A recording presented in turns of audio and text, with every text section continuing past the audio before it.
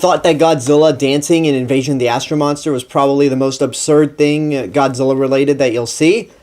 No, it only gets crazier from here.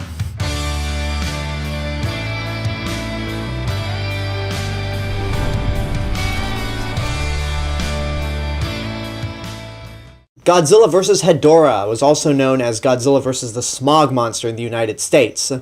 Pretty generic, but whatever, we'll roll with it. This is the 11th Godzilla movie, and it's the first movie since Godzilla Raids Again not to be directed by either Ishiro Honda or Jun Fukuda.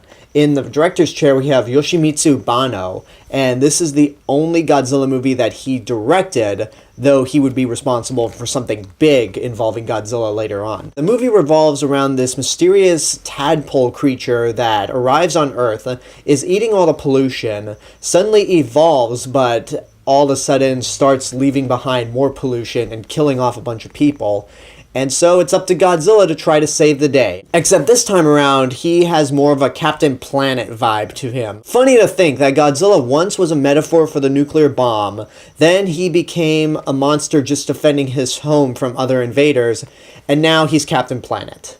What a way this series has evolved, or I guess de-evolved for some people. The Godzilla movies made in the 1970s were clearly on the path of being geared more towards kids, but Godzilla vs. Hedorah is that weird movie where you're not really sure if it's geared towards kids or just overall Japanese youth. This is the weirdest of all the Godzilla movies made, because it's just very psychedelic, things happen at random.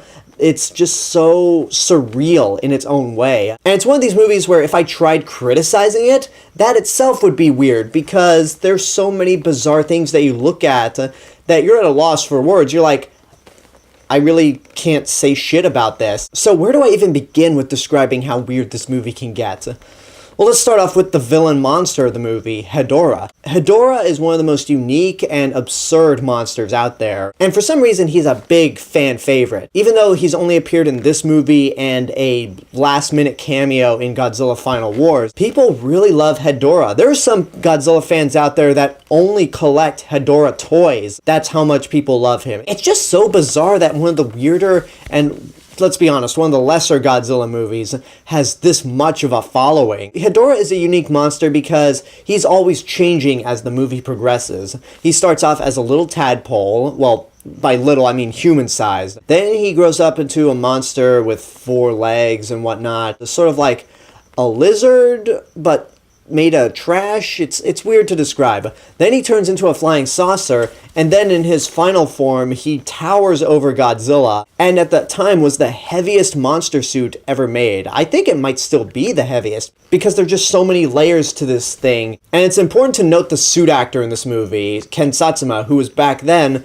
known by a completely different name. But he's the last suit actor to basically go up against Haruo Nakajima as Godzilla, because the next year he would play Gigan, and funny enough, he would take over the role of Godzilla in the Heisei series from 1984 to 1995, but we'll get to that bridge when we cross it. And given that the Hedorah costume is just so big and massive, he manages to do a good job and to move pretty quickly considering its size.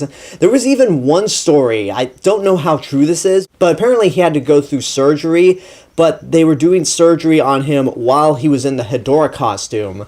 So that is commitment, or just the fact that it's hard to get out of that thing. But I think that could also be qualified as commitment. But anyway, Hedorah just goes around polluting everything, leaving a trail of sludge, suffocating people when he's in his UFO form, turning them into skeletons, killing hippies, which I guess I should point out that if you hate hippies or you're just annoyed by them, this right here is the best movie for hating hippies, because a bunch of hippies try to go up against Hedorah by creating a rally to fight off against pollution, and they try to invite every young person in Japan, but only about 100 show up, so they were like, fuck it, let's just do a bonfire.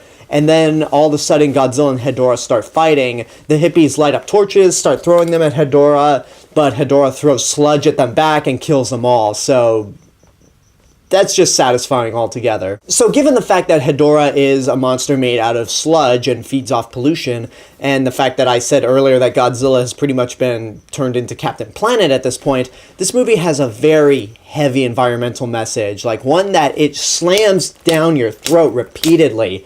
And this also came out the same year as Gamera vs. Zigra, which I reviewed 3 years ago during Gamera Month.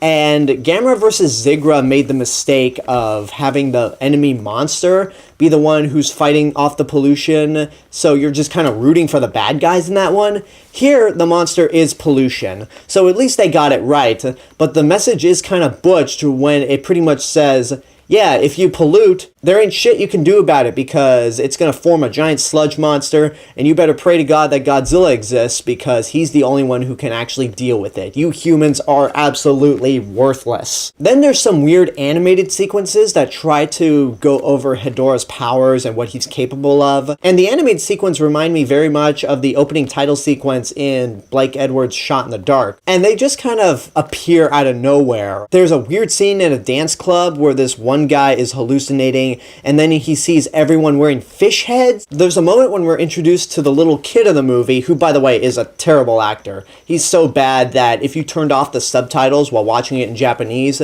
you don't even need to understand what he's saying to see how bad he is. But anyway, he's playing with a bunch of toys of King Ghidorah and Godzilla. So did Japan really make toys out of these destructive monsters that have rampaged across their nation? Yes, there's a lot of weird, bizarre shit in this movie, but there's one thing that tops it all. Everyone probably knows what I'm talking about right now. If you've never seen Godzilla vs. Hedorah, then consider yourself warned when I say Godzilla flies. There is one point in this movie when Hedorah escapes and he's flying away, and obviously Godzilla doesn't have wings, he can't fly, so what does he do? He looks down at the ground, fires his atomic breath, which is white this time around, and then he's able to lift himself off the ground, fly and chase Hedorah, and then when he's bringing Hedorah back to the place they once were, Godzilla's grabbing Hedorah as he's flying back. The first time you see this moment, you're just like, what the natural fuck am I watching right now? And for me, that's one of the two pinnacle points of how absurd the Godzilla series can get. The other point I'll talk about in a couple days. You probably know what that point is. But it's just so damn weird that I should probably stop right now because I can't do this movie justice by explaining how bizarre this movie is. All I can say is that watch at your own risk. See it for yourself. You're never going to get the full experience of how weird Godzilla vs. Hedorah is unless you actually watch it for yourself. It's not on Filmstruck. This is not one of the Godzilla movies that the Criterion Collection picked up, so you're just going to have to track down a copy of the DVD or Blu-ray in order to see it for yourself. This is honestly one of the lesser Godzilla movies in terms of it actually being a good movie. The music is just downright bizarre. Godzilla and Hedorah just pop up out of random with nobody knowing that they're on their way.